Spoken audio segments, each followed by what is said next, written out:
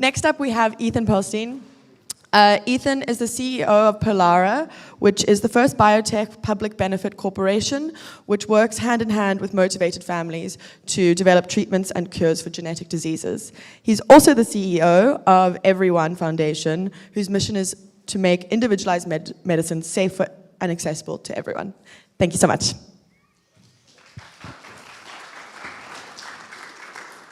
All right, hello Berlin. And to all our DeSciders on the live stream, hello you beautiful people. So I flew in from California recently, so don't mind this trad bio exterior. Underneath is pure unadulterated crypto anarchism. Okay, so I want to tell you about building a direct-to-patient decentralized biotech. Let me tell you my why before I tell you the what and the how. So genetic lightning can strike anyone, at any time, in any place. Who in this room has or knows someone with a rare or genetic disease? Wow, that's higher than the statistics. Should be 1 in 10. I should have raised my hand too. So I had this observation about 10 years ago when I met a mother whose twin daughters had a very, very rare fatal disease, and we were chatting at the NIH, and she was talking about cholesterol homeostasis and cell biology, and I thought to myself, does she have a PhD? And of course she didn't. She was a marketing person, but when her children were struck by genetic lightning, everything changed. And then that made me realize I need to build with these builders. And so I created Perlara, the world's first biotech public benefit corporation. And it was established 10 years ago, so it's 10 years old. It's been through many, many pivots. Right now it's a marketplace for rare disease research. It was started out as a brick and mortar lab, very, very trad bio, and then during the pandemic went fully decentralized, fully remote.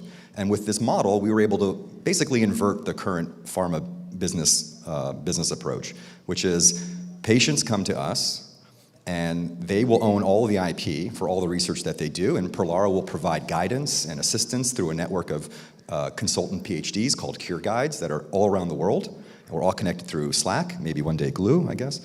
And we were able to completely bootstrap a 26 disease program, all paid for by the client. I'm an alum of YC, so I like building with builders and came to realize that these parents are just builders like anyone else. It's just they're building for a different reason maybe than some of us. And in the course of working with these families, I met one particular family in particular, the family of a little girl named Maggie. And we worked together, and we ultimately joined forces and created a joint venture, which is also very different from the traditional trad bio approach. And right now we actually have a phase 3 trial in progress. I can't tell much about it yet. It's still in the randomized phase, but it's a proof that you could build from zero with a family that had no experience, no professional management or biotech education, and we're able to rapidly and very cost-effectively move from 0 to 1, not just 0 to 1 in terms of one patient being tested, but now we have a phase 3 trial with 38 kids. So I'm a builder, I'm an operator, I'm a scientist first, and I'm also an investor. I've been lucky enough to be able to invest in YC bio companies since 2019. Here's some of the companies listed here. That top performing investment should be updated to 70x, I think was the last time I checked Bitcoin price. That's actually my Bitcoin investment. It's not actually a biotech investment. So maybe there's my crypto cred. So you have to understand that this is a very long tail of diseases, right? There's 10,000 rare diseases. You might have heard of cystic fibrosis or sickle cell anemia, but there's 10,000 plus. And the vast, vast majority of rare diseases are ultra rare, meaning they affect maybe a few dozen, a few hundred, maybe if you're lucky, a few thousand across the entire world. So given this distribution, what's the best way to actually proceed with a business model in pharma? I actually think Web3 is quite compatible here. So I'm not going to tell you about DAOs. I'm not going to tell you about NFTs because we've built on trad bio rails. But everything we've done here, you can hopefully imagine transplanting and moving over on chain. So again, thinking about the business model, most of trad bio is organized around serving common disease markets. Heard of Ozempic? But the rare disease market is fragmented by definition. So for example, there are 1,000 plus inherited metabolic diseases. There are 3,000 plus neurodevelopmental diseases. On average, each of these are very tiny markets, maybe between $70 and $200 million. It may sound like a lot of money actually, but to pharma, that's a rounding error. And so what we need is some kind of a model that can take advantage of this fragmentation and actually build processes that can scale. and turn these fragmented market into something quite gargantuan and quite massive on their own. Together, I should say. And don't wait for the pharma white knight to save you.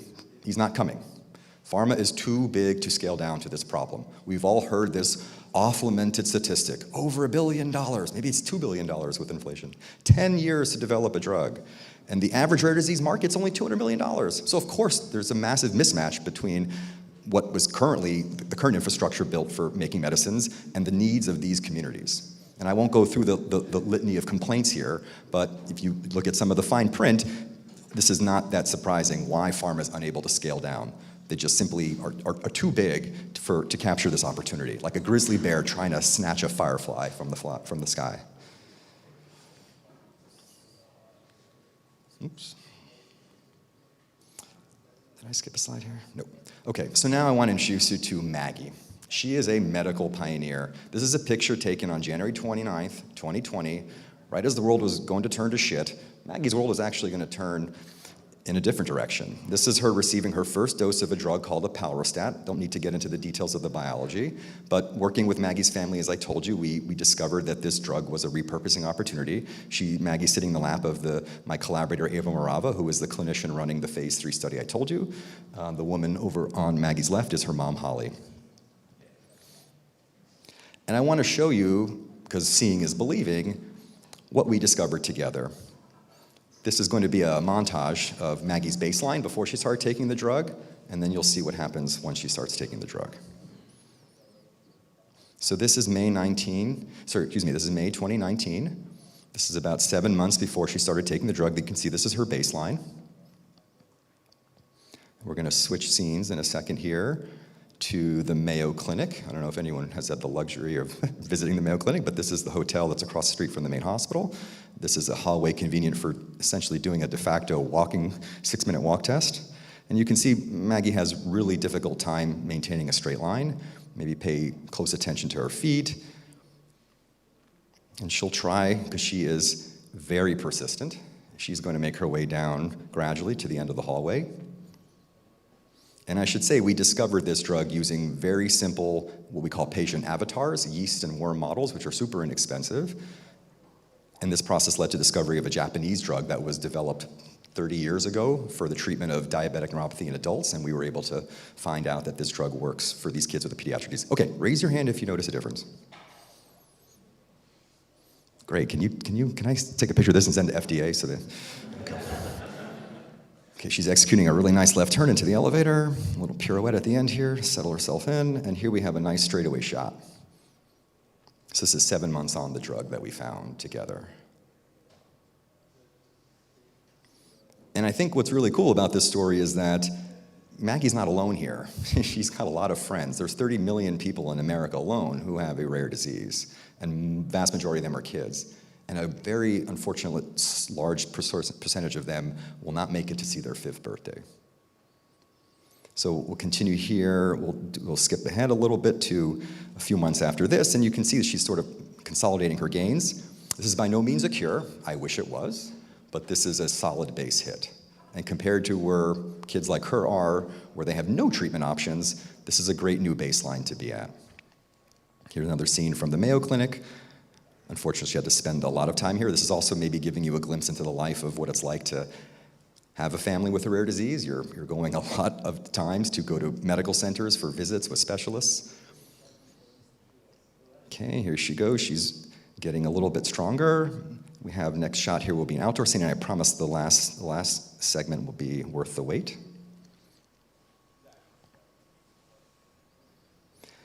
And I'll tell you a little bit about Maggie's mom, Holly. She has no professional scientific training at all. In fact, when Maggie was born, the doctors told her, oh, she's got spinal muscular atrophy. And Holly said to herself, oh, no, I don't think so. And went home and did some homework. Here's the coup de grace. So this is Maggie now taking steps with some support from a home aide, but she's able now, without a walker, to strut across, do a little catwalk across her living room.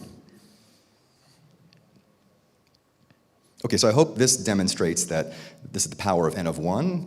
This is the power of actually just simple video capture to be able to tell a story about what a medicine might be doing. Okay, because one good turn deserves another, and this is also a feature of the rare disease space, parents talk to each other. They're all on Facebook groups together. They're all on WhatsApp. They're all constantly communicating. So as Maggie was going through her N of 1 journey, Holly was blogging about it in real time. And other parents were looking at this and saying, I want to get me some of this. And so this guy, this little boy happens to be named Ethan too, his father's a neuroscientist, and he was reading the blog and said, I think I can try this with my kid. And so he did. And these are little Ethan's first independent steps. That's 3 months on the drug. Here's a month later, he adds a step,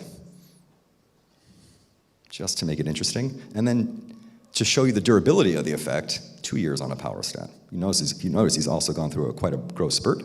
He's got a little helmet there for protection. Steps aren't perfect, but compared to where he started, I think this is a good place to be. And we're not done yet. This is not a cure, but this is a great foundational start. So Maggie's Pearl is what I like to call a family-driven biotech. You could also frame it as a community-driven biotech. And again, everything we've done here is built on trad bio rails, but you can imagine moving this over into a Web3 regime. So Perlara starts out as the nucleus of this relationship. Maggie's Pearl was set up as an LLC. Could have been set up as a DAO, but we happened to do things, again, kind of the old-fashioned way. And then we brought in a stakeholder like Mayo Clinic, and then we created this joint venture called Maggie's Pearl. So I think this is the formula that we've worked out at Perlara, and this is the formula that we want to scale. And I think, honestly, Web3 is probably the only way to make this scale, especially if from the point of view, I think, of economic fairness, where these families are sacrificing so much. They're giving their data, they're giving their money, and then they're usually just expected to sit down and wait for a medicine to show up. I don't think so. That doesn't make sense to me. So I'd love a world where we could have done all of this on-chain, and as we progress through the life cycle of drug development, you can almost think about a value-added royalty, like an inverse of a value-added tax. So if your data or your cell line gets incorporated into a data corpus, and that ultimately leads to a commercial product, then there should be a waterfall that comes back to those originators who contributed the data so that they can also be remunerated and rewarded for their outputs. So we went from N of 2 studies, decentralized, just sort of bottom-up coordinated by families. Really, WhatsApp was the communication tool for coordinating this clinical trial. And now we have a pivotal phase 3 study with 38 patients that will have data readouts later this year. So we've done it. We haven't gotten it approved yet, but we've gotten this far, which I think is pretty good. And what this tells me is that conditions are ripe for rare. And so looking under the hood here, what did we actually accomplish? We didn't just do lean drug development, we did ultra lean drug development. $5 million, 3 years to go from 0 to this phase 3 study. We incorporated zero-based budgeting, small team. We were remote first. There was never an office, never an HR. The company is a mailbox in Sturgis, Michigan, which if you know America, you don't think of Sturgis, Michigan as a hotbed of biotech activity. But using this approach, I think we're able to show that you can run ultra lean, ultra fast, and be ultra persistent. And this might be the new way to do drug discovery for rare diseases. So I want to leave you with this Dali-inspired image. So you can imagine each one of these little bricks as one of those 10,000 rare diseases, one of the 10,000. And by itself, not very significant. But if you can figure out an approach to build where you can stack them, then all of a sudden you can create a monstrous structure. And I'll leave you with this. We have a monumental mission, but there are monumental returns. The market cap of the top 10 biopharma companies is $2 trillion. And did you know that the rare disease opportunity is also $2 trillion.